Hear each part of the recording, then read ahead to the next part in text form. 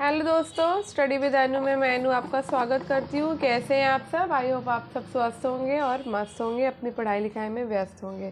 तो जैसे कि आपको पता है, ये आपकी एनसीईआरटी की क्लास है और ये आपका हिस्ट्री की जो ये थर्ड बुक चल रही थी हमारी, उसका ये लास्ट वाला हमारा लेसन है। तो बीच में आपका एक दिन या 2 दिन शायद गैप हुआ है, 1 दिन हुआ है शायद गैप। तो थोड़ा सा रीज़न था, इस वजह से ये चैप्टर नहीं करा पाई थी, तो आज मैं इसको कंप्लीट करा देती हूँ। ठीक है,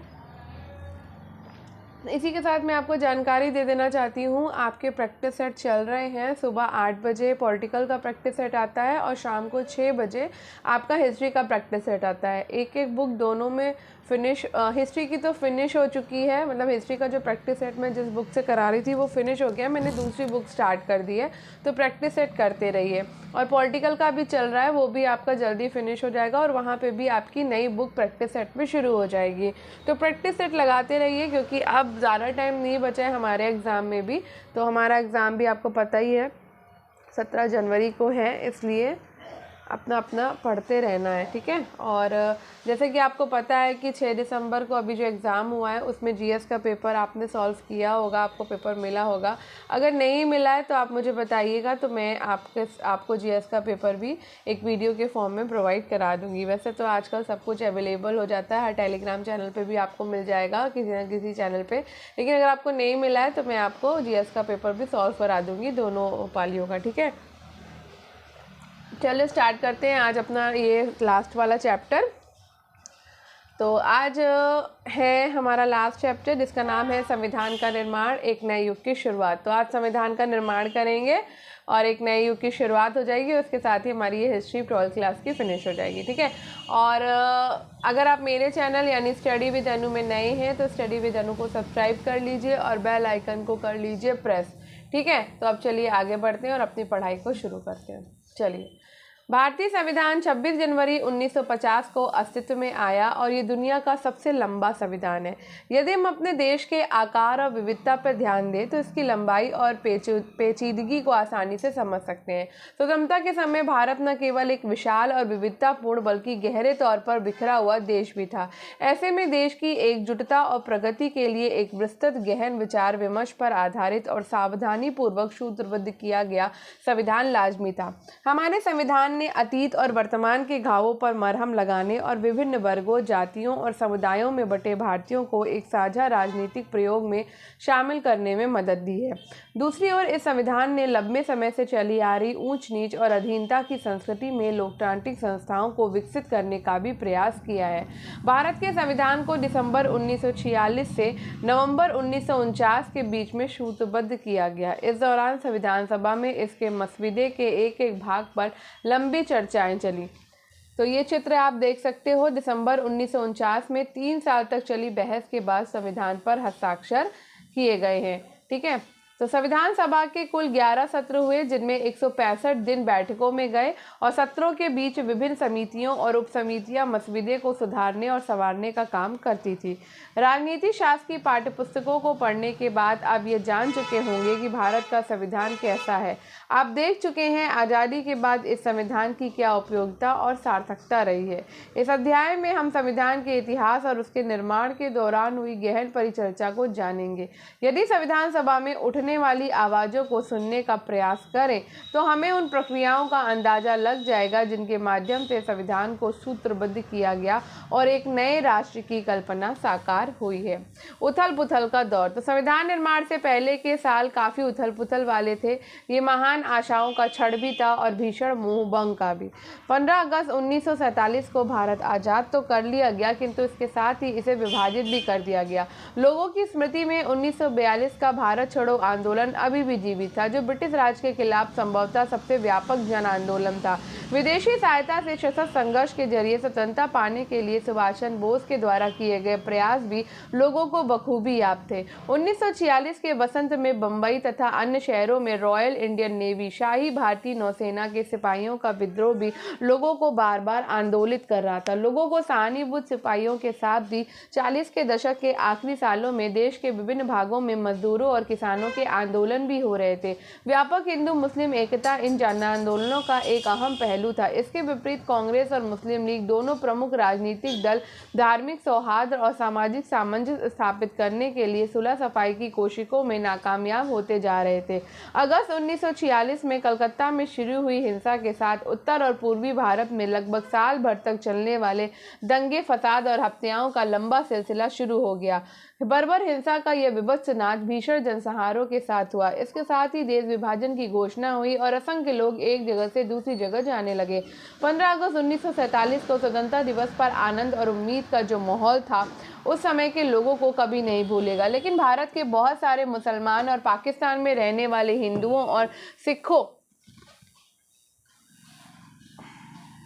के लिए ये निर्मम चुनाव का क्षण था। उनके सामने ये तत्क्षण मृत्यु और पीढ़ियों पुरानी जड़ों से उखड़ जाने के लिए चुनाव का क्षण था। करोड़ों शरणार्थी यहाँ से वहाँ जा रहे थे। मुसलमान पूर्वी और पश्चिमी पाकिस्तान की तरफ, जो हिंदू और सिख पश्चिमी बंगाल और पूर्वी पंजाब की तरफ बढ़े जा रहे थे, उनमें से बहुत सारे कभी मंजिल तक नहीं पहुँचे, बीच रास्ते में ही मर गए। नवजात राष्ट्र के सामने इतनी ही गंभीर एक और समस्या देसी रियासतों को लेकर थी। ब्रिटिश राज के दौरान उपमहाद्वीप का लगभग 1/3 भूभाग ऐसे नवाबों और रजवाड़ों के नियंत्रण में था जो ब्रिटिश ताज की अधीनता स्वीकार कर चुके थे। उनके पास अपने राज्यों को जैसे चाहे चलाने की सीमित ही सही लेकिन काफ़ी आज़ादी थी। जब अंग्रेजों ने भारत छोड़ा तो इन नवाबों और राजाओं की संवैधानिक स्थिति बहुत अजीब हो गई।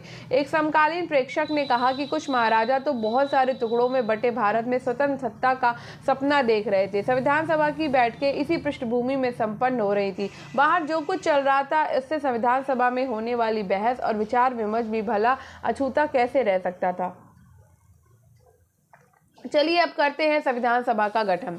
तो संविधान सभा के सदस्यों का चुनाव सार्वभौमिक मताधिकार के आधार पर नहीं हुआ था। 1945 और 46 की सर्दियों में भारत के प्रांतों में चुनाव हुए। इसके पश्चात प्रांतीय सांसदों ने संविधान सभा के सदस्यों को चुना। नई संविधान सभा में कांग्रेस प्रभावशाली थी। प्रांतीय चुनावों में कांग्रेस ने सामान्य चुनाव क्षेत्रों में भारी जीत प्राप्त की और मुस्लिम लीग को अधिकांश आरक्षित मुस्लिम सीटें मिल गई। लेकिन लीग ने संविधान सभा का बहिष्कार उचित समझा और एक अन्य संविधान बनाकर उसने पाकिस्तान की मांग को जारी रखा। शुरुआत में समाजवादी भी संविधान सभा से परे रहे क्योंकि वे इसे अंग्रेजों की बनाई हुई संस्था मानते थे। वे मानते थे कि सभा का वाकई स्वायत्त होना असंभव है। इन सभी कारणों से संविधान सभा के 82% सदस्य कांग्रेस पार्टी के ही सदस्य थे। परंतु सभी कांग्रेस एकमत नहीं थे। कई निर्णायकों मुद्दों पर उनके मत भिन्न भिन्न हो सकते थे। कई कांग्रेसी समाजवाद से प्रेरित थे तो कई अन्य जमींदारी के हिमायती थे। कुछ सांप्रदायिक दलों के करीब थे लेकिन कई पक्के धर्मनिरपेक्ष। राष्ट्रीय आंदोलन की वजह से कांग्रेसी वाद विवाद करना और मतभेदों पर बातचीत कर समझौतों की खोज करना सीख गए थे। संविधान सभा में भी कांग्रेस सदस्यों ने कुछ ऐसा ही रुख अपनाया। संविधान सभा में हुई चर्चाएं जनमत से भी प्रभावित होती थी। जब संविधान सभा में बहस होती थी तो विभिन्न पक्षों की दलीलें अखबारों में भी छपती थी और तमाम प्रस्तावों पर सार्वजनिक रूप से बहस चलती थी। इस तरह प्रेस में होने वाली इस आलोचना और जवाबी आलोचना से किसी मुद्दे पर बनने वाली सहमति या असहमति पर गहरा असर पड़ता था। सामूहिक सहभागिता बनाने के लिए जनता के सुझाव भी आमंत्रित किए जाते थे। कई भाषाई अल्पसंख्यक अपनी मातृभाषा की रक्षा की मांग करते थे। धार्मिक अल्पसंख्यक अपने विशेष हित सुरक्षित करवाना चाहते थे और दलित जाति शोषण के अंत की मांग करते हुए सरकारी संस्थाओं में आरक्षण चाहते थे। सभा में सांस्कृतिक अधिकारों और सामाजिक न्याय के कई महत्वपूर्ण मुद्दों पर चल रही सार्वजनिक चर्चाओं पर बहस हुई। मुख्य आवाजें। संविधान सभा में 300 सदस्य, इनमें से 6 सदस्यों की भूमिका महत्वपूर्ण रही। इन 6 में से 3 जवाहरलाल नेहरू, वल्लभ भाई पटेल और राजेंद्र प्रसाद कांग्रेस के सदस्य थे। एक निर्णायक प्रस्ताव, उद्देश्य प्रस्ताव को नेहरू ने पेश किया था। उन्होंने ये प्रस्ताव भी पेश किया कि भारत का राष्ट्रीय ध्वज केसरिया, सफेद और गहरे रंग की 3 बराबर चौड़ाई वाली पट्टियों का तिरंगा झंडा होगा जिसके बीच में गहरे नीले रंग का चक्र होगा। पटेल मुख्य रूप से पर्दे के पीछे कई महत्वपूर्ण काम कर रहे थे। उन्होंने कई रिपोर्टों के प्रारूप लिखने में खास मदद की और कई परस्पर विरोधी विचारों के बीच सहमति पैदा करने में महत्वपूर्ण भूमिका अदा की। राजेंद्र प्रसाद संविधान सभा के अध्यक्ष थे। सभा में चर्चा, रचनात्मक दिशा ले और सभी सदस्यों को अपनी बात कहने का मौका मिले, ये उनकी जिम्मेदारी थी। कांग्रेस के इस त्रिगुट के अलावा प्रख्यात विधिवेत्ता और अर्थशास्त्री भीमराव अंबेडकर भी सभा के सबसे महत्वपूर्ण सदस्यों में से एक थे। यद्यपि ब्रिटिश शासन के दौरान अंबेडकर कांग्रेस के राजनीतिक विरोधी रहे थे, परंतु स्वतंत्रता के समय महात्मा गांधी की सलाह पर उन्होंने केंद्रीय विधि मंत्री का पद संभालने का न्योता दिया गया था। इस भूमिका में उन्होंने संविधान की प्रारूप समिति के अध्यक्ष के रूप में काम किया। उसके साथ ही उनके साथ दो अन्य वकील भी काम कर रहे थे। एक गुजरात के के.एम. मुंशी थे और दूसरे मद्रास के अल्लादी कृष्णस्वामी अय्यर। दोनों ने ही संविधान के प्रारूप पर महत्वपूर्ण सुझाव दिए।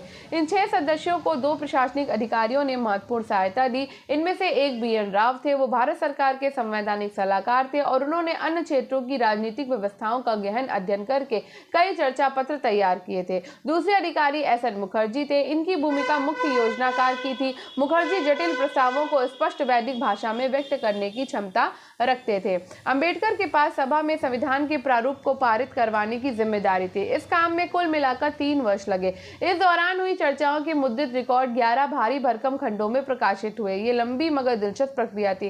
संविधान सभा के सदस्यों ने अपने विविध दृष्टिकोण बड़ी सफाई से पेश किए थे। उनकी संस्तुतियों में हम भारत के भविष्य से जुड़े कई मुद्दों पर परस्पर विरोधी विचार देख सकते थे। देश के भावी स्वरूप पर, भारतीय भाषाओं, राष्ट्र को कौन सी राजनीति व आर्थिक व्यवस्था अपनानी चाहिए, नागरिकों के नैतिक मूल्य कैसे होने चाहिए और कैसे नहीं, इन सभी प्रश्नों पर भी। ठीक है, तो ये सारी हम बाद में देखेंगे, पहले हम पढ़ लेते हैं। ठीक है, संविधान की दृष्टि। तो 13 दिसंबर 1946 को जवाहरलाल नेहरू ने संविधान सभा के सामने उद्देश्य प्रस्ताव पेश किया। ये एक ऐतिहासिक प्रस्ताव था जिसमें स्वतंत्र भारत के संविधान के मूल आदर्शों की रूपरेखा प्रस्तुत की गई थी और वो फ्रेमवर्क सुझाया गया था जिसके तहत संविधान का कार्य आगे बढ़ना था। इसमें भारत को एक स्वतंत्र संप्रभु गणराज्य घोषित किया गया था। नागरिकों को न्याय, समानता और स्वतंत्रता का आश्वासन दिया गया और ये वचन दिया गया था कि अल्पसंख्यकों, पिछड़े व जनजातीय क्षेत्रों एवं दमित व अन्य पिछड़े वर्गों के लिए पर्याप्त रक्षात्मक प्रावधान किए जाएंगे। इन उद्देश्यों को रेखांकित करते हुए नेहरू ने भारतीय प्रयोग को एक व्यापक ऐतिहासिक संदर्भ में प्रस्तुत किया।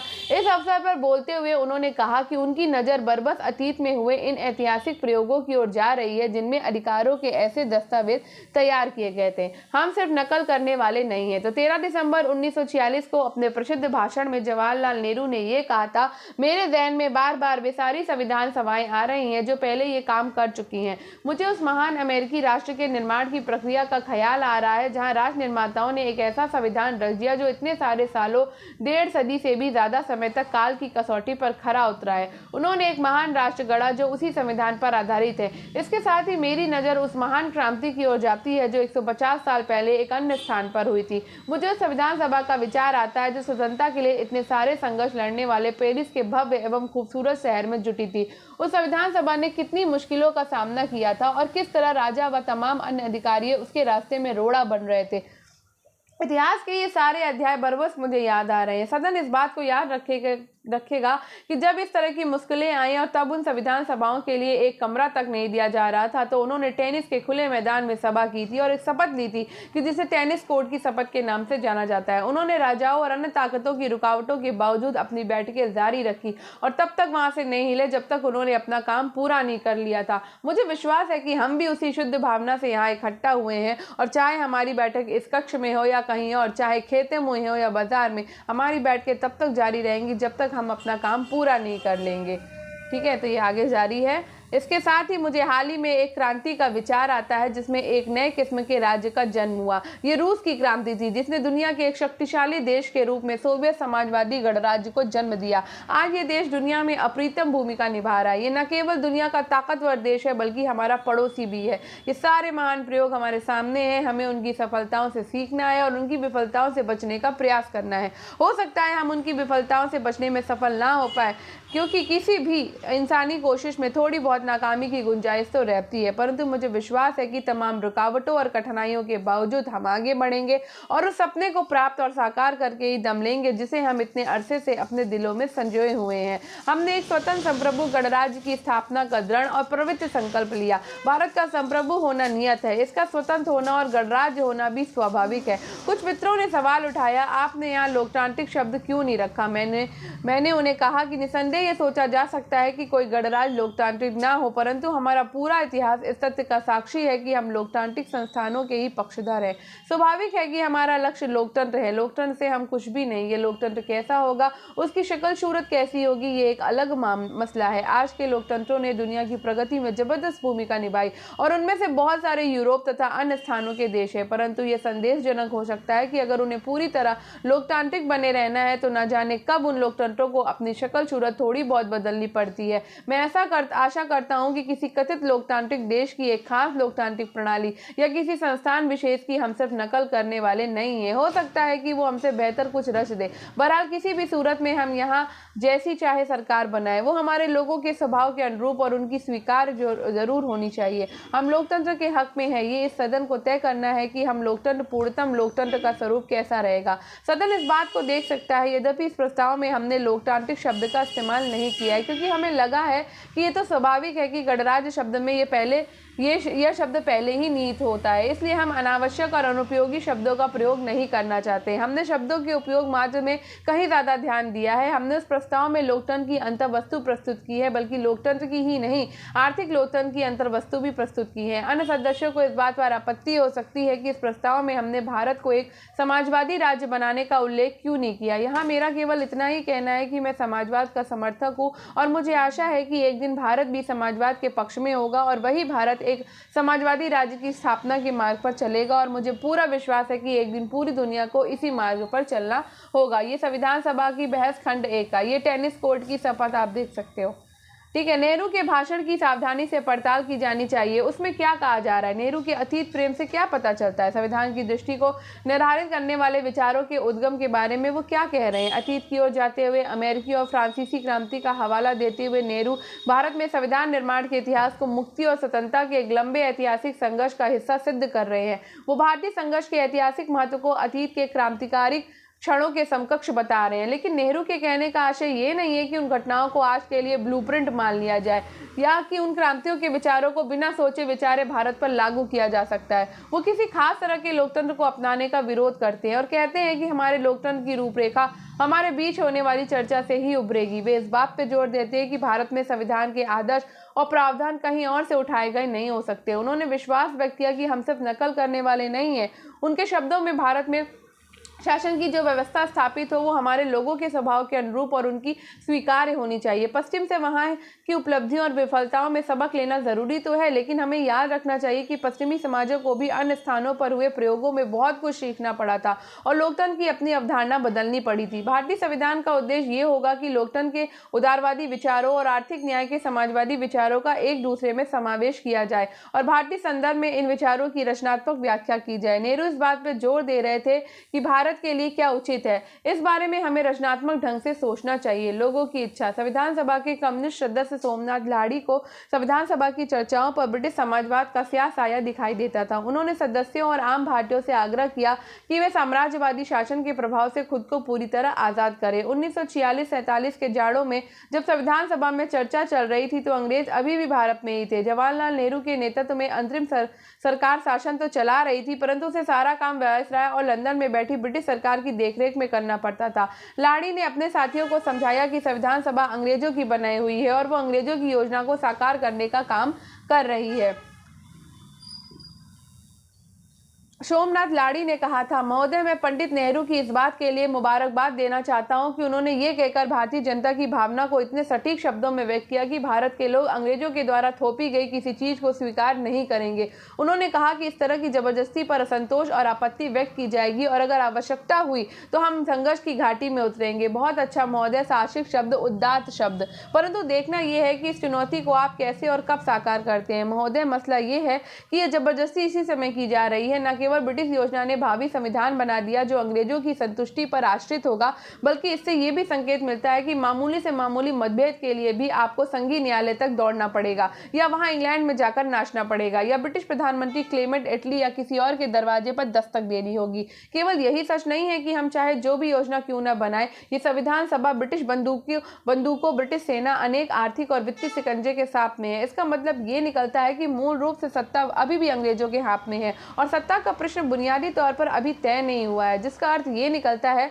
कि हमारा भविष्य अभी भी पूरी तरह हमारे हाथों में नहीं है। इतना ही नहीं, हाल ही में एटली और अन्य लोगों के द्वारा दिए गए वक्तव्यों में यह भी स्पष्ट हो गया कि अगर जरूरत पड़ी तो वे विभाजन से भी पीछे नहीं हटेंगे। महोदय, इसका आशय ये है कि इस देश में कोई स्वतंत्रता नहीं है। जैसा कि अभी कुछ दिन पहले सरदार वल्लभ भाई पटेल ने कहा था, हमारे पास केवल आपस में लड़ने की स्वतंत्रता है, हमें बस इतनी स्वतंत्रता मिली है। इसलिए हमारा विनम्र सुझाव है कि यहाँ सवाल इस योजना की रूपरेखा के जरिए कुछ पा लेने का नहीं, बल्कि यहाँ और भी स्वतंत्रता की घोषणा करने और अंतरिम सरकार भारत की जनता से यह आह्वान करने का है कि वे आपस में लड़ने की बजाय अपने शत्रु को देखें जिसके हाथ में अभी भी कोड़ा है। वे ब्रिटिश साम्राज्यवाद को देखें और उससे मिलकर लड़ने के लिए आगे बढ़े, और जब हम स्वतंत्र हो जाएंगे तब हम अपने दावों का हल ढूंढ सकते हैं।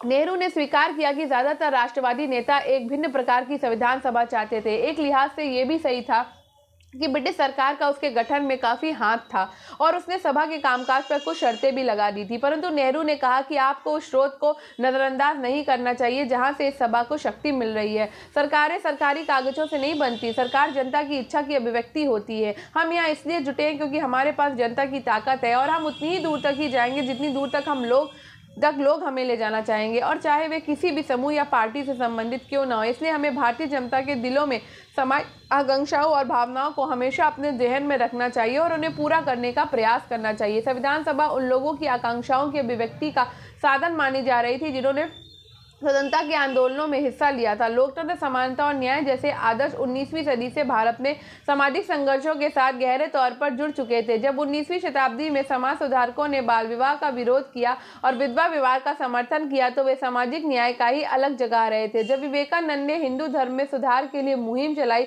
तो वो धर्मों को और ज्यादा न्याय संगत बनाने का ही प्रयास कर रहे थे। जब महाराष्ट्र में ज्योतिबा फुले ने दलित जातियों की पीड़ा का सवाल उठाया या कम्युनिस्टों और सोशलिस्टों ने मजदूरों और किसानों को एकजुट किया तो वे भी आर्थिक और सामाजिक न्याय के लिए ही जूझ रहे थे। एक दमनकारी और अवैध सरकार के खिलाफ राष्ट्रीय आंदोलन अपरिहार्य रूप से लोकतंत्र व न्याय का, नागरिकों के अधिकारों और समानता का संघर्ष भी था। जैसे जैसे प्रतिनिधित्व की मांग बढ़ी, अंग्रेजों को चरणबद्ध ढंग से संवैधानिक सुधार करने पड़े। प्रांतीय सरकारों में भारतीयों की हिस्सेदारी बढ़ाने के लिए कई कानून 1909, 1919 और 1935 पारित किए गए। 1919 में कार्यपालिका को आंशिक रूप से प्रांतीय विधायिका के प्रति उत्तरदायी बनाया गया और 1935 के गवर्नमेंट ऑफ इंडिया एक्ट के अंतर्गत उसे लगभग पूरी तरह विधायिका के प्रति उत्तरदायी बना दिया गया। जब गवर्नमेंट ऑफ इंडिया एक्ट के तहत 1937 में चुनाव हुए तो 11 में से 8 प्रांतों में कांग्रेस की सरकार बनी। इसके बावजूद हम पहले के संवैधानिक बदलावों तथा 1946 से अगले 3 साल के दौरान घटी घटनाओं को स्वाभाविक रूप से एक ही प्रक्रिया का हिस्सा नहीं मान सकते। इससे पहले के संवैधानिक प्रयोग एक प्रतिनिधियात्मक सरकार के लिए लगातार बढ़ती मांग के जवाब में थे, जबकि विभिन्न कानूनों 1909, 1919 और 1935 को पारित करने की प्रक्रिया में भारतीयों की कोई प्रत्यक्ष हिस्सेदारी नहीं थी। उन्हें औपनिवेशिक सरकार ने ही लागू किया था। प्रांतीय निकायों का चुनाव करने वाले निर्वाचन मंडल का दायरा समय के साथ फैलता जा रहा था, लेकिन 1935 में भी यह अधिकार वयस्क आबादी के 10-15% हिस्से तक ही सीमित था। तब तक सार्वभौमिक वयस्क मताधिकार की व्यवस्था नहीं थी। 1935 के कानून के तहत निर्वाचित विधायिकाएं औपनिवेशिक शासन के ढांचे में काम कर रही थी और अंग्रेजों के द्वारा नियुक्त गवर्नर के प्रति उत्तरदायी थी। 13 दिसंबर 1946 को नेहरू जिस कल्पना की बात कर रहे थे वो एक स्वतंत्र संप्रभु भारतीय गणराज्य के संविधान की कल्पना थी। अधिकारों का निर्धारण, नागरिकों के अधिकार किस तरह निर्धारित किए जाए, क्या उत्पीड़ित समूहों को कोई विशेष अधिकार मिलने चाहिए, अल्पसंख्यकों को क्या अधिकार हो, वास्तव में अल्पसंख्यक किसे कहा जाए। जैसे जैसे संविधान सभा के पटल पर बहस आगे बढ़ी ये साफ हो गया कि इनमें से किसी भी सवाल का कोई ऐसा उत्तर मौजूद नहीं है जिस पर पूरी सभा सहमत हो। इन सवालों के जवाब विचारों में टकराव और व्यक्तिगत मुठभेड़ों में ही पैदा होने थे। अपने उद्घाटन भाषण में नेहरू ने जनता की इच्छा का सवाल दिया था और कहा था कि संविधान निर्माताओं को जनता के दिलों में समाई आकांक्षाओं और भावनाओं को पूरा करना है। यहाँ कोई आसान काम नहीं है। जैसे जैसे आजादी की उम्मीद पैदा हुई, विभिन्न समूह अलग अलग तरह से अपनी इच्छाएं व्यक्त करने लगे। इन सभी अभिव्यक्तियों पर बहस करना जरूरी था। परस्पर विरोधी विचारों के बीच किसी समाधान पर पहुंचना और एक आम सहमति पर पहुंचना जरूरी था। पृथक निर्वाचक की समस्या, 27 अगस्त 1947 को मद्रास के बी पोकर बहादुर ने पृथक निर्वाचक बनाए रखने के पक्ष में एक प्रभावशाली भाषण दिया। बहादुर ने कहा कि अल्पसंख्यक सब जगह होते हैं, उन्हें हम चाहकर भी नहीं हटा सकते। हमें जरूरत एक ऐसे राजनीतिक ढांचे की है जिसके भीतर अल्पसंख्यक भी औरों के साथ सद्भाव के साथ जी सके और समुदायों के बीच मतभेद कम से कम हो। इसके लिए जरूरी है कि राजनीतिक व्यवस्था में अल्पसंख्यकों का पूरा प्रतिनिधित्व हो, उनकी आवाज सुनी जाए और उनके विचारों पर ध्यान दिया जाए। देश के शासन में मुसलमानों की एक सार्थक हिस्सेदारी सुनिश्चित करने के लिए पृथक निर्वाचिका के अलावा और कोई रास्ता नहीं हो सकता। बहादुर को लगता था कि मुसलमानों की ज़रूरतों को गैर मुसलमान अच्छी तरह नहीं समझ सकते, ना ही अन्य समुदायों के लोग मुसलमानों का कोई सही प्रतिनिधि चुन सकते हैं। पृथक निर्वाचिका की हिमायत में दिए गए इस बयान से ज़्यादातर राष्ट्रवादी भड़क गए। इसके बाद जो गर्मा गर्म बहस चली उसमें इस मांग के खिलाफ तरह तरह के तर्क दिए गए। ज़्यादातर राष्ट्रवादियों को लग रहा था कि पृथक निर्वाचिका की व्यवस्था लोगों को बांटने के लिए अंग्रेजों की चाल थी। आर.वी. धुलेकर ने बहादुर को संबोधित करते हुए कहा था, अंग्रेजों ने संरक्षण के नाम पर अपना खेल खेला, इसकी आड़ में उन्होंने तुम्हें अल्पसंख्यकों को फुसला लिया है। अब इस आदत को छोड़ दो, अब कोई तुम्हें बहकाने वाला नहीं है। विभाजन के कारण राष्ट्रवादी नेता पृथक निर्वाचिका के प्रस्ताव पर और भड़कने लग गए थे। उन्हें निरंतर गृह युद्ध, दंगों और हिंसा की आशंका दिखाई देती थी। सरदार पटेल ने कहा था कि पृथक निर्वाचिका एक ऐसा विषय है जो हमारे देश की पूरी राजनीति में समा चुका। उनकी राय में यह एक ऐसी मांग थी जिसने एक समुदाय को दूसरे समुदाय में बढ़ा दिया, राष्ट्र के टुकड़े कर दिए, रक्तपात को जन्म दिया और देश के विभाजन का कारण बनी। पटेल ने कहा, क्या तुम इस देश को में शांति चाहते हो? अगर चाहते हो तो इसे पृथक निर्वाचिका को फौरन छोड़ दो। अंग्रेज तो चले गए मगर जाते जाते शरारत का बीज बो गए। सरदार वल्लभ भाई पटेल ने कहा था कि ये दोहराने का कोई मतलब नहीं कि हम पृथक निर्वाचिका की मांग इसलिए कर रहे हैं क्योंकि हमारे लिए यही अच्छा है। ये बात हम बहुत समय से सुन रहे हैं, हम सालों से ये सुन रहे हैं कि इसी आंदोलन के कारण हम एक विभाजित राष्ट्र हैं। क्या आप मुझे एक भी स्वतंत्र देश दिखा सकते हैं जहां पृथक निर्वाचिका हो? अगर आप मुझे दिखा दे तो मैं आपकी बात मान लूंगा, लेकिन अगर इस अभागे देश के विभाजन के बाद भी पृथक निर्वाचिका की व्यवस्था बनाए रखी गई तो यहाँ जीने का कोई मतलब नहीं होगा। इसलिए मैं कहता हूँ कि यह सिर्फ मेरे भले की बात नहीं है बल्कि आपका भला भी इसी में है कि हम अतीत को भूल जाए। एक दिन हम एकजुट हो सकते हैं। अंग्रेज तो चले गए मगर जाते जाते शरारत का बीज बो गए हैं। हम उस शरारत को और बढ़ाना नहीं चाहते। सुनिए, जब अंग्रेजों ने ये विचार पेश किया था तो उन्होंने ये उम्मीद नहीं की थी कि उन्हें इतनी जल्दी भागना पड़ेगा। उन्होंने तो अपने शासन की सुविधा के लिए ये किया था। खैर कोई बात नहीं, मगर अब वे अपनी विरासत पीछे छोड़ गए हैं। अब हम इससे बाहर निकलेंगे या नहीं?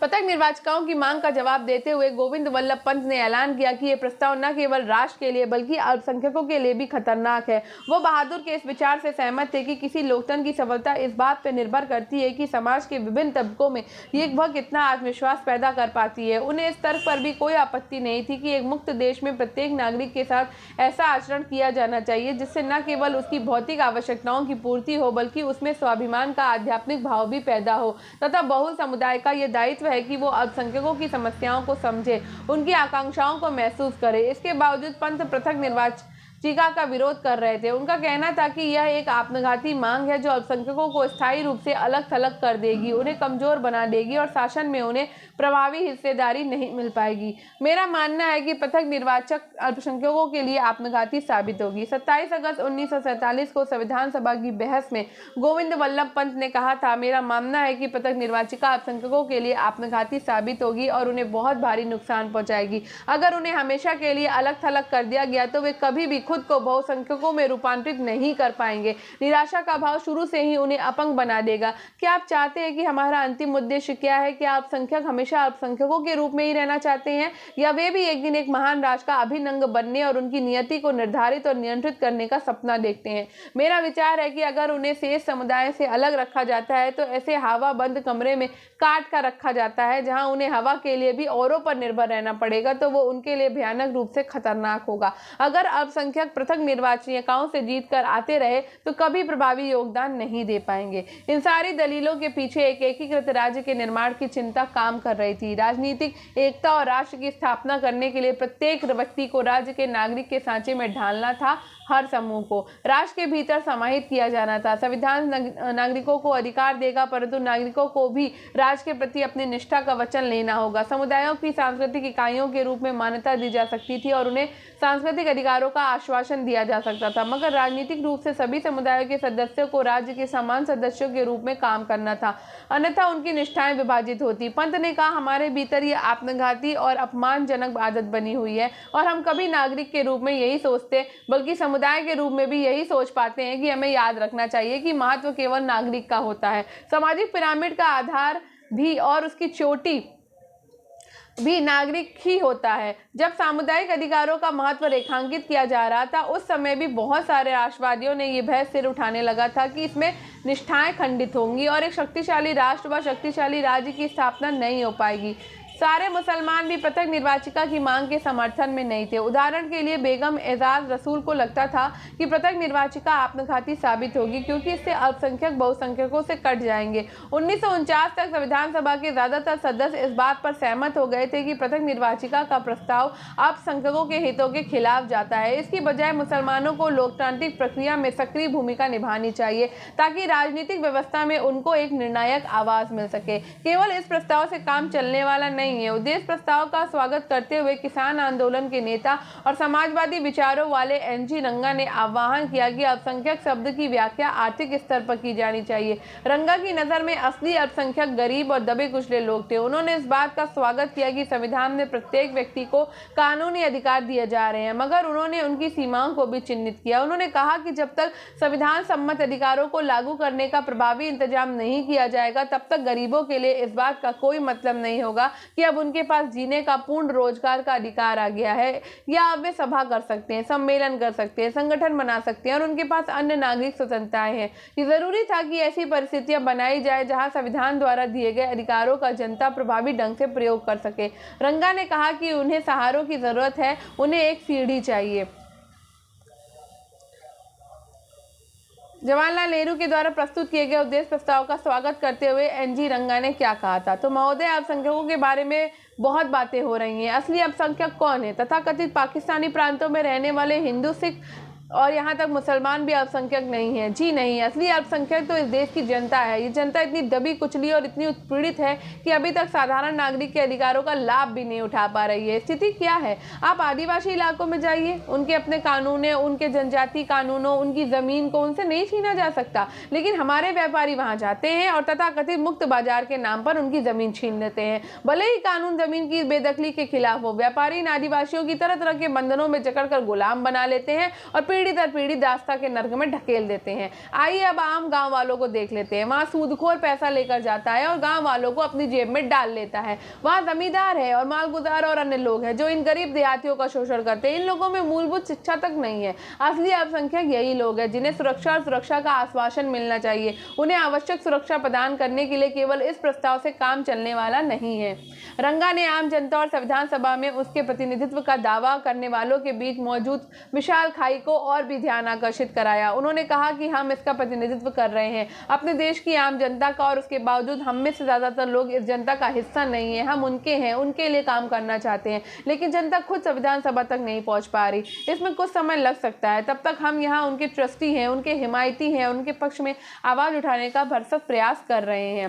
संविधान सभा में महिला सदस्यों की संख्या सूची तो उसको बाद में देखेंगे, ठीक है। तो रंगा ने आदिवासियों को भी ऐसे ही समूह में गिनाया था। इस समूह के प्रतिनिधियों में जयपाल सिंह जैसे जबरदस्त वक्ता भी शामिल थे। उद्देश्य प्रस्ताव का स्वागत करते हुए जयपाल सिंह ने कहा था, एक आदिवासी होने के नाते मुझसे ये उम्मीद नहीं की जाती कि मैं इस प्रस्ताव की पेचीदगियों को समझता हूंगा, लेकिन मेरा सहज विवेक कहता है कि हम में से हर एक व्यक्ति को मुक्ति के इस मार्ग पर चलना चाहिए और मिलकर लड़ना चाहिए। महोदय, अगर भारतीय जनता में ऐसा कोई समूह है जिसके साथ सही व्यवहार नहीं किया गया तो वो मेरा समूह है। मेरे लोगों को पिछले 6000 साल से अपमानित किया जा रहा है, उपेक्षित किया जा रहा है। मेरे समाज का पूरा इतिहास भारत के गैर मूल निवासियों के हाथों लगातार शोषण और छीना झपटी का इतिहास रहा, जिसके बीच में तब तक विद्रोह और अव्यवस्था भी फैली है। इसके बावजूद मैं पंडित जवाहरलाल नेहरू के शब्दों पर विश्वास करता हूँ। मैं आप सबके इस संकल्प का विश्वास करता हूँ कि अब हम एक नया अध्याय रचने जा रहे हैं। स्वतंत्र भारत का एक ऐसा अध्याय जहां सबके पास अवसरों की समानता होगी, जहां किसी की उपेक्षा नहीं होगी। सिंह ने आदिवासियों की सुरक्षा तथा उन्हें आम आबादी के स्तर पर लाने के लिए जरूरी परिस्थितियां रचने की आवश्यकता पर सुंदर व्यक्तित्व दिया। उन्होंने कहा कि आदिवासी कबीले संख्या की दृष्टि से अल्पसंख्यक नहीं है, लेकिन उनके संरक्षण की आवश्यकता है। उन्हें वहां से बेदखल कर दिया गया जहां वे रहते थे, जिन्हें उन्हें जंगलों और चारागाहों से वंचित कर दिया गया। उन्हें नए घरों की तलाश में भागने के लिए मजबूर किया गया। उन्हें आदिम और पिछड़ा मानते हुए सेठ समाज उन्हें हिकारत की नज़र से देखता है। जयपाल ने आदिवासियों और सेठ समाज के बीच मौजूद भावनात्मक और भौतिक फासले को खत्म करने के लिए बड़ा जज्बाती बयान दिया। हमारा कहना है कि आपको हमारे साथ घुलना मिलना चाहिए, हम आपके साथ मेलजोल चाहते हैं। जयपाल सिंह प्रत्यक्ष निर्वाचिका के हक में नहीं थे, लेकिन उनको भी ये लगता था कि विधायिका में आदिवासियों को प्रतिनिधित्व प्रदान करने के लिए सीटों के आरक्षण की व्यवस्था जरूरी है। उन्होंने कहा कि इस तरह औरों को आदिवासियों की आवाज़ सुनने और उनके पास आने के लिए मजबूर किया जा सकेगा। हमें हजारों साल तक दबाया गया। संविधान में दमित जातियों के अधिकारों को किस तरह परिभाषित किया गया? राष्ट्रीय आंदोलनों के दौरान अंबेडकर ने दमित जातियों के लिए पृथक निर्वाचिकाओं की मांग की थी, जिसका महात्मा गांधी ने ये कहते हुए विरोध किया था कि ऐसा करने से ये समुदाय स्थायी रूप से सेठ समाज से कट जाएगा। लेकिन संविधान सभा इस विवाद को कैसे हल कर सकती थी? दमित जातियों को किस तरह की सुरक्षा दी जा सकती थी? दमित जातियों के कुछ सदस्यों का आग्रह था कि अस्पृश्यों, अछूतों की समस्या को केवल संरक्षण और बचाव के जरिए हल नहीं किया जा सकता। उनकी अपंगता के पीछे जाति विभाजित समाज के सामाजिक कायदे कानूनों और नैतिक मूल्य मान्यताओं का हाथ है। समाज ने उनकी सेवाओं और श्रम का इस्तेमाल किया, परंतु उन्हें सामाजिक तौर पर खुद से दूर रखा है। अन्य जातियों के लोग उनके साथ घुलने मिलने से कतराते हैं, उनके साथ खाना नहीं खाते और उन्हें मंदिरों में नहीं जाने दिया जाता। मद्रास के सदस्य जे नागप्पा ने कहा कि हम सदा कष्ट उठाते रहे और अब और कष्ट उठाने को तैयार नहीं है। हमें अपनी जिम्मेदारियों का एहसास हो गया है, हमें मालूम है कि अपनी बात कैसे मनवानी है। नागप्पा ने कहा कि संख्या की दृष्टि से हरिजन अल्पसंख्यक नहीं है। आबादी में उनका हिस्सा 20 से 25% है। उनका पीड़ा का कारण ये है कि उन्हें बाकायदा समाज व राजनीति के हाशिए पर रखा गया। इसका कारण उनकी संख्यात्मक महत्वहीनता नहीं है। उनके पास ना तो शिक्षा तक पहुंच थी और ना ही शासन में हिस्सेदारी। सवर्ण बहुमत वाली संविधान सभा को संबोधित करते हुए मध्य प्रांत के श्री के जय खांडेलकर ने कहा था कि हमें हजारों साल तक दबाया गया, इस हद तक दबाया गया कि हमारे दिमाग, हमारी देह काम नहीं करती और अब हमारा हृदय भी भाव शून्य हो चुका है। ना ही हम आगे बढ़ने के लायक रह गए, यही हमारी स्थिति है। बंटवारे की हिंसा के बाद अंबेडकर तक ने पृथक निर्वाचिका की मांग छोड़ दी थी। संविधान सभा ने अंततः ये सुझाव दिया कि अस्पृश्यता का उन्मूलन किया जाए और हिंदू मंदिरों को सभी हिंद जातियों के लिए खोल दिया जाए और निचली जातियों को विधायिकाओं और सरकारी नौकरियों में आरक्षण दिया जाए। बहुत सारे लोगों का मानना था कि इससे भी सारी समस्याएं हल नहीं हो पाएंगी। सामाजिक भेदभाव को केवल संवैधानिक कानून पारित करके खत्म नहीं किया जा सकता। समाज की सोच में बदलाव लाना होगा, परंतु लोकतांत्रिक जनता ने इस प्रावधानों का स्वागत किया। राज्य की शक्तियां। संविधान सभा में इस बात पर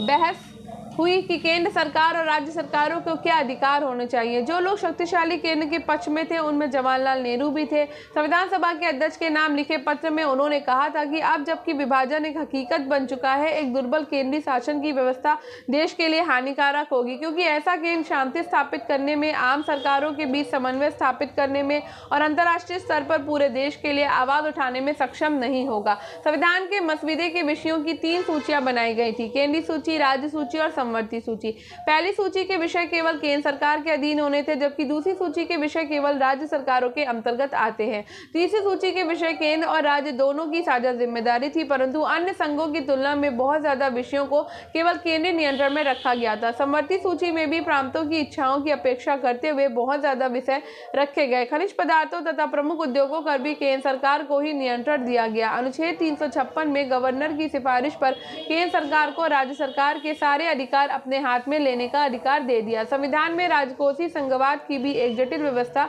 बनाई गई। कुछ करों जैसे सीमा शुल्क और कंपनी कर से होने वाली सारी आय केंद्र सरकार के पास रखी गई। कुछ अन्य मामलों में जैसे आय कर और आबकारी शुल्क में होने वाली आय राज्य और केंद्र सरकारों के बीच बांट दी गई थी तथा अन्य मामलों से होने वाली आय जैसे राज्य स्तरीय शुल्क पूरी तरह राज्यों को सौंप दी गई। राज्य सरकारों को अपने स्तर पर भी कुछ अधिभार और कर वसूलने का अधिकार दिया गया। उदाहरण के लिए वे जमीन और संपत्ति कर, बिक्री कर तथा बोतल बंद शराब पर अलग से कर वसूल कर सकते थे। केंद्र बिखर गए। राज्यों के अधिकारों की सबसे शक्तिशाली हिमायत मद्रास के सदस्य के संतनम ने पेश की। उन्होंने कहा कि न केवल राज्यों को बल्कि केंद्र को मजबूत बनाने के लिए भी शक्तियों का पुनर्वितरण जरूरी है। ये दलील एक जिद भी बन सकी कि तमाम शक्तियां केंद्र को सौंप देने से वो मजबूत हो जाएगा। संतनम ने कहा कि वो गलतफहमी है कि अगर केंद्र के पास जरूरत से ज्यादा जिम्मेदारियां होंगी तो वो प्रभावी ढंग से काम नहीं कर पाएगा। उसके कुछ दायित्वों में कमी करने से और उन्हें राज्यों को सौंप देने से केंद्र ज्यादा मजबूत हो सकता है। जहां तक राज्यों का सवाल है, संतनम का मानना था कि शक्तियों का मौजूद वितरण उनको पंगु बना देगा। राजकोषीय प्रावधान प्रांतों को खोखला कर देगा क्योंकि भूराजस्व के अलावा ज्यादातर केंद्र सरकार के अधिकार में दे दिए गए हैं।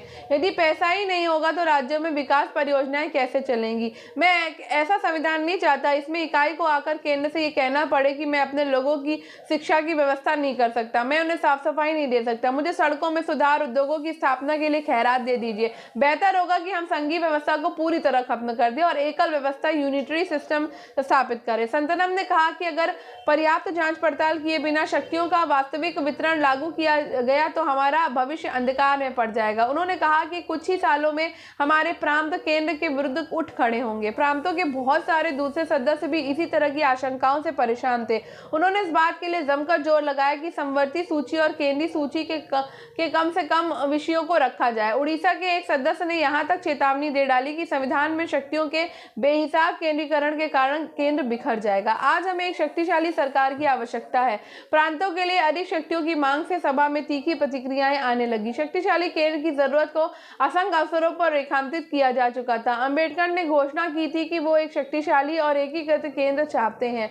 1935 के गवर्नमेंट एक्ट में हमने जो केंद्र बनाया था, इससे भी ज्यादा शक्तिशाली केंद्र सड़कों पर हो रही जिस हिंसा के कारण देश टुकड़े टुकड़े हो रहा था उसका हवाला देते हुए बहुत सारे सदस्यों ने बार बार ये कहा कि केंद्र की शक्तियों में भी भारी इजाफा होना चाहिए ताकि वो सांप्रदायिक हिंसा को रोक सके। प्रांतों के लिए अधिक शक्तियों की मांग का जवाब देते हुए गोपाल स्वामी अय्यर ने जोर देकर कहा कि केंद्र ज्यादा से ज्यादा मजबूत होना चाहिए। संयुक्त प्रांत के एक सदस्य बालकृष्ण शर्मा ने विस्तार से इस बात पर प्रकाश डाला कि एक शक्तिशाली केंद्र का होना जरूरी है ताकि वो देश में योजना बना सके, उपलब्ध आर्थिक संसाधनों को जुटा सके, एक उचित शासन व्यवस्था स्थापित कर सके और देश को विदेशी आक्रमण से बचा सके। विभाजन से पहले कांग्रेस ने प्रांतों को काफी स्वायत्तता देने पर अपनी सहमति व्यक्त की। कुछ हद तक ये मुस्लिम लीग को इस बात का भरोसा दिलाने की कोशिश की कि जिन प्रांतों में लीग की सरकार बनी है वहां दखल अंदाजी नहीं हो जाएगी। बंटवारे को देखने के बाद ज्यादातर राष्ट्रवादियों की राय बदल चुकी थी। उनका कहना था कि अब तक विकेंद्रीकृत संरचना के लिए पहले जैसे राजनीतिक दबाव नहीं बचे हैं। औपनिवेशिक शासन के द्वारा थोपी गई एकल व्यवस्था पहले से ही मौजूद थी। इस जमाने में हुई घटनाओं में केंद्रीयतावाद को बढ़ावा मिला, जिसे अब अफरा तफरी पर अंकुश लगाने तथा देश के आर्थिक विकास की योजना बनाने के लिए और भी जरूरी माना जाने लगा। इस प्रकार संविधान में भारतीय संघ के घटक राज्यों के अधिकारों की तुलना में केंद्र के अधिकारों की ओर स्पष्ट झुकाव दिखाई देता है। राष्ट्र की भाषा। जब तक देश के विभिन्न भागों में लोग अलग अलग भाषाएं बोलते हो, उनकी सांस्कृतिक विरासत अलग हो, तो एक राष्ट्र का निर्माण कैसे किया जा सकता है? कैसे लोग एक दूसरे की बात सुन सकते हैं या एक दूसरे से जुड़ सकते हैं जबकि वे एक दूसरे की भाषा भी नहीं समझते? संविधान सभा में भाषा के मुद्दों पर कई महीनों तक बहस हुई और कई बार काफी तनातनी पैदा हो गई। 30 के दशक तक कांग्रेस ने यह मान लिया था कि हिंदुस्तानी को राष्ट्रीय भाषा का दर्जा दिया जाए। महात्मा गांधी का मानना था कि हर एक को एक ऐसी भाषा बोलनी चाहिए जिसे लोग आसानी से समझ सके। हिंदी और उर्दू के मेल से बनी हिंदुस्तानी भारतीय जनता के बहुत बड़े हिस्से की भाषा थी और ये विविध संस्कृतियों के आदान प्रदान से समृद्ध हुई। एक साझी भाषा थी। जैसे जैसे समय बीता, बहुत तरह के स्रोतों से नए नए शब्द और अर्थ इसमें समाप्ते गए और उसे विभिन्न क्षेत्रों के बहुत सारे लोग समझने लगे। महात्मा गांधी को लगता था कि ये बहुसांस्कृतिक भाषा विविध समुदायों के बीच संवाद की आदर्श भाषा हो सकती है। वो हिंदुओं और मुसलमानों को, उत्तर और दक्षिण के लोगों को एकजुट कर सकती है। लेकिन 19वीं सदी के आखिर से एक भाषा के रूप में हिंदुस्तानी धीरे धीरे बदल रही थी। जैसे जैसे सांप्रदायिक टकराव गहरे होते जा रहे थे, हिंदी और उर्दू एक दूसरे से दूर होती जा रही थी। एक तरफ तो फारसी और अरबी मूल के सारे शब्दों को हटाकर हिंदी को संस्कृत निष्ठ बनाने की कोशिश की जा रही थी, दूसरी तरफ उर्दू लगातार फारसी के नजदीक होती जा रही थी। नतीजा ये हुआ कि भाषा भी धार्मिक पहचान की राजनीति का हिस्सा बन गई। लेकिन हिंदुस्तानी के साथ साझा चरित्र में महात्मा गांधी की आस्था कम नहीं हुई। ठीक है, हिंदी की हिमायत। तो संविधान सभा के एक शुरुआती सत्र में संयुक्त प्रांत के कांग्रेसी सदस्य आर.वी. धुलेकर ने इस बात के लिए पुरजोर शब्दों में आवाज उठाई थी कि हिंदी को संविधान निर्माण की भाषा के रूप में इस्तेमाल किया जाए। जब किसी ने कहा कि सभा के सभी सदस्य हिंदी नहीं समझते, तो धुलेकर ने पलटकर कहा कि सदन में जो लोग भारत का संविधान रचने बैठे हैं और हिंदुस्तानी नहीं जानते, वे इस सभा की सदस्यता के पात्र नहीं है, उन्हें चले जाना चाहिए। जब इन टिप्पणियों के कारण सभा में हंगामा खड़ा हुआ तो धुलेकर हिंदी में अपना भाषण देते रहे। जवाहरलाल नेहरू के हस्तक्षेप के चलते आखिरकार सदन में शांति बहाल हुई, लेकिन भाषा का सवाल अगले 3 साल तक बार बार कार्रवाइयों में बाधा डालता रहा और सदस्यों को उत्तेजित करता रहा। तकरीबन 3 साल बाद 13 सितंबर 1949 को राष्ट्र की भाषा के सवाल पर धुलेकर के भाषण ने एक बार फिर तूफान खड़ा कर दिया।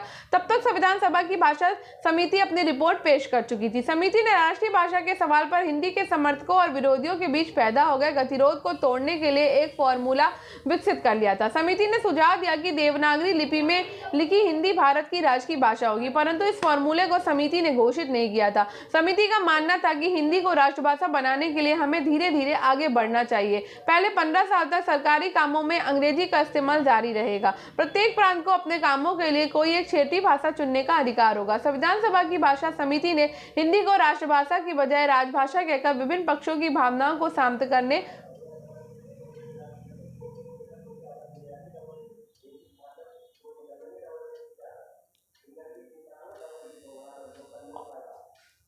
और सर्व स्वीकृति समाधान पेश करने का प्रयास किया था।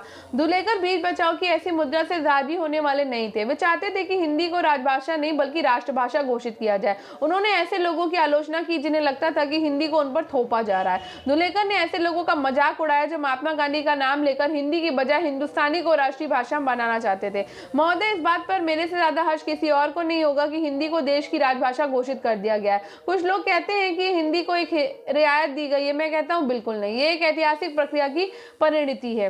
बहुत सारे सदस्यों को धुलेकर के इस बात करने के अंदाज से काफी परेशानी हो रही थी। उनके भाषण के दौरान संविधान सभा के अध्यक्ष ने कई बार उन्हें टोककर कहा कि इस तरह बात करके मेरे विचार से आप अपनी बात को आगे नहीं बढ़ा पाएंगे, लेकिन धुलेकर ने अपने ही अंदाज में बात जारी रखी। वर्चस्व कब है? धुलेकर के बोलने के बाद मद्रास की सदस्य श्रीमती जी दुर्गाबाई ने इस चर्चा पर अपनी चिंता व्यक्त करते हुए कहा, अध्यक्ष महोदय, अभी हाल तक भारत की राष्ट्रीय भाषा का जो सवाल लगभग सहमति तक पहुंच गया था, अचानक बेहद विवादास्पद मुद्दा बन गया।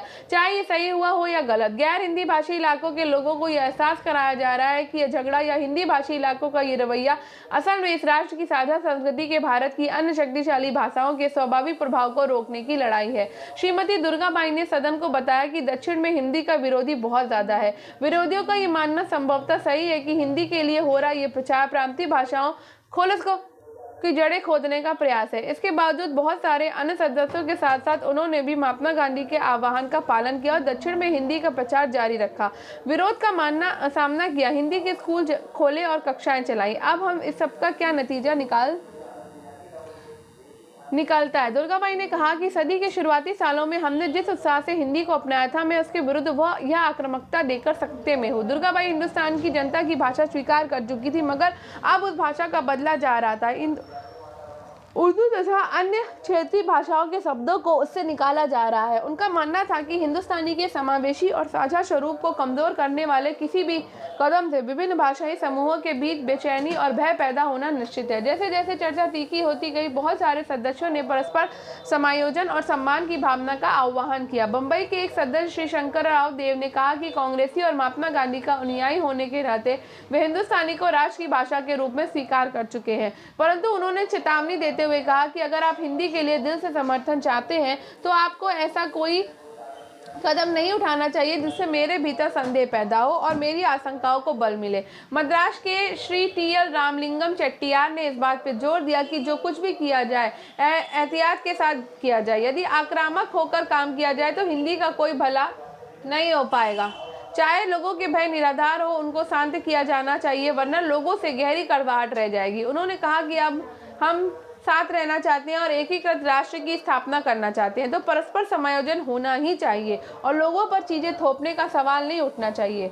निष्कर्षतः भारतीय संविधान गहन विवादों और परिचर्चाओं से गुजरते हुए बना। इसके कई प्रावधान लेन देन की प्रक्रिया के जरिए बनाए गए थे और उन पर सहमति तब बन पाई जब सदस्यों ने दो विरोधी विचारों के बीच की जमीन तैयार कर ली।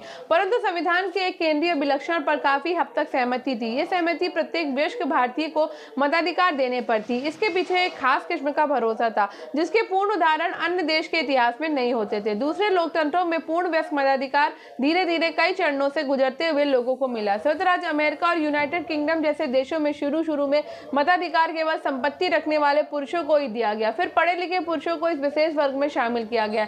लंबे और कटु संघर्षों के बाद श्रमिक और किसान वर्ग के पुरुषों को मताधिकार मिल पाया। ऐसा अधिकार पाने के लिए महिलाओं को और भी लंबा संघर्ष करना पड़ा। हमारे संविधान का दूसरा महत्वपूर्ण अभिलक्षण था धर्मनिरपेक्षता पर बल। संविधान की प्रस्तावना में धर्मनिरपेक्षता के गुण तो नहीं गाए गए थे परंतु संविधान और समाज को चलाने के लिए भारतीय संदर्भों में उसके मुख्य अभिलक्षणों का जिक्र आदर्श रूप में किया गया था। ऐसा मूल अधिकारों की श्रृंखला को रचने के जरिए किया गया। विशेषकर धार्मिक स्वतंत्रता अनुच्छेद 25 से 28 में, सांस्कृतिक और शैक्षिक अधिकार अनुच्छेद 29 से 30 में, समता के अधिकार अनुच्छेद 14, 16 और 17 में। राज्य ने सभी धर्मों के प्रति समान व्यवहार की गारंटी दी और उन्हें हितैषी संस्थाएं बनाए रखने का अधिकार भी दिया।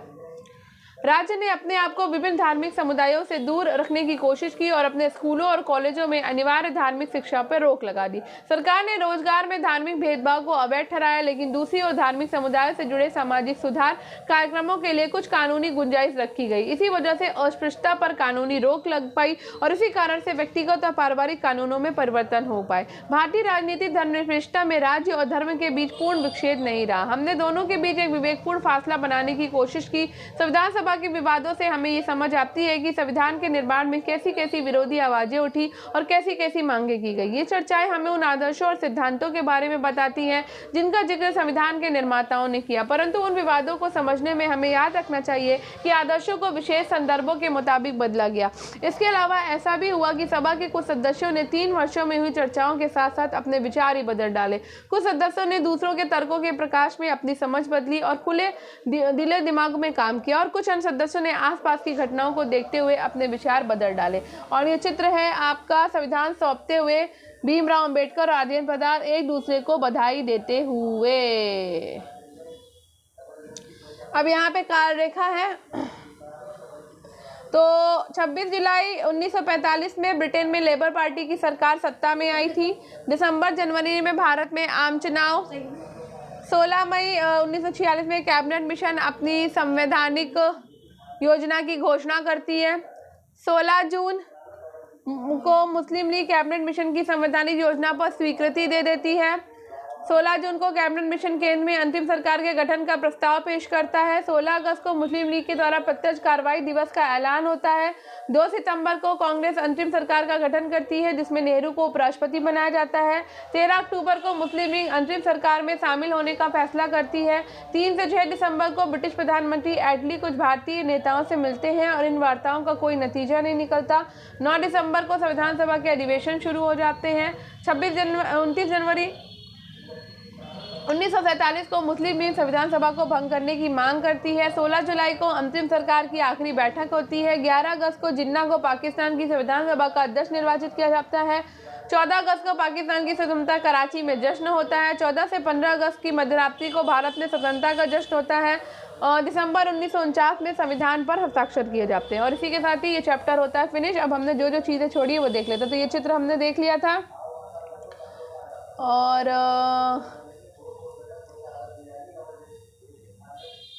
ये सब तो हमने पढ़ लिया है, ठीक है। और क्या छोड़ा था ये अभी, हाँ ये है 15 जो महिलाओं की जो सूची है उसमें अम्मू स्वामीनाथन है मद्रास साधारण संविधान सभा क्षेत्र से। दक्षिणी वेलायुथन मद्रास साधारण से। बेगम एजाज रसूल संयुक्त प्रांत मुस्लिम। दुर्गाबाई देशमुख मद्रास साधारण से।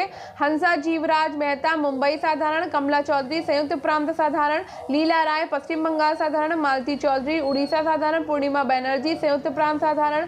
राजकुमारी अमृत कौर केंद्रीय प्रांत और बरार साधारण। रेणुका रे पश्चिम बंगाल साधारण। सरोजनी नायडू बिहार साधारण। सुचेता कृपलानी संयुक्त प्रांत साधारण। विजय लक्ष्मी पंडित संयुक्त प्रांत साधारण और एनी मैस्करेनी मैस्करीन, ट्रैवल कोड और कोचिंग संघ से। ठीक है, ये सब हमने पढ़ लिया है।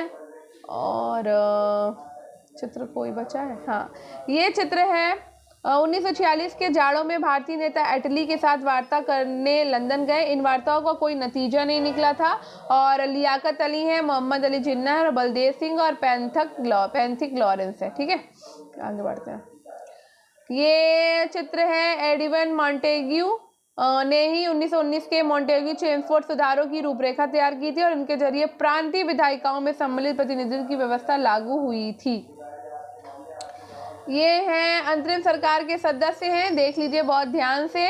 प्रथम पंक्ति में बाएं से दाएं देखिए तो बलदेव सिंह, जॉन मथाई, सी राजगोपालाचारी, जवाहरलाल नेहरू, लियाकत अली खां, वल्लभ भाई पटेल, आई चुंद्रीगर, आसफ अली, CH भाभा।